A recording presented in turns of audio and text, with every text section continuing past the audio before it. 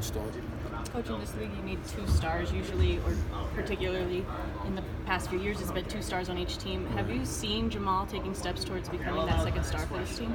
Yeah, and I started seeing that last year, and I started seeing that on the national stage in the playoffs. I think people forget that Jamal playoff debut, 22 years old, and I thought he was outstanding. And his biggest challenge is to do it every night and not be consistent.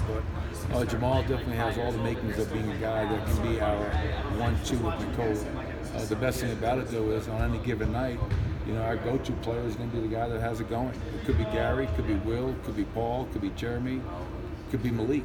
So our depth is definitely something that we love. But Jamal is improved, and not only can he do it, I think he wants to do it, which is, I think, a really big point of emphasis as well. You mentioned the difficulty in being both a top 10 paint defense and a top 10 three-point defense. What makes that such a difficult task, and then how do you kind of see, when you had talked about paint defense earlier in the year, how do you see that through 2 weeks of training camp coalescing? Yeah, I mean, you look at the stats right now, it's only 2 preseason games, but we're second in defensive rating. So I think we're doing a pretty good job of defending from the field and the three-point line. Biggest problem area right now is transition defense. We're giving up 18.5 a night, but I think our guys are willing and buying into the mindset of not just taking away the three, but the multiple effort it takes to take away both. And I think we've had some really good examples of that throughout our first 2 games.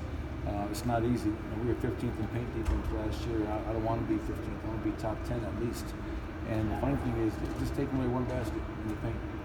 We gave up 48.9 last year, was 15th. You give up take away one basket in the paint, you're down to 46.9, and you're a top 10 team.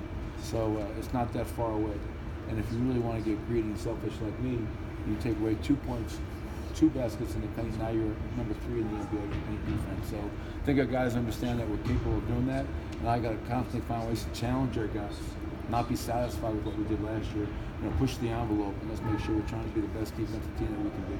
Michael, you talked at Media Day about that you want Nikola and Jamal to step into that leadership role, and obviously everybody leads different. But how do those guys lead? And have you seen some specific examples this preseason of them kind of embracing that at all?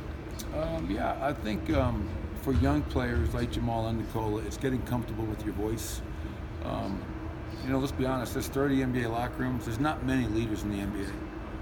Obviously, last year, our best leader was Isaiah Thomas, and he only played 9 games, but he had a profound impact on our team in our locker room in a very positive way. So I think Jamal and Nikola are still finding, just because you get paid $20 million a year, whatever it is, doesn't make you a leader, right? Everybody looks for you to be the leader, but now you got to be willing to accept that responsibility and find your way of doing it. Like, Paul's not a rah-rah guy, but he finds his way to do it individually, one-on-one. And I think, when Nikola uses his voice, it's like everybody stops and listens. And Jamal, same thing. So they're finding their way. They're not there yet. I don't expect them to be there right now, but as long as they're embracing that challenge, that's all you can ask for. And I think they both are.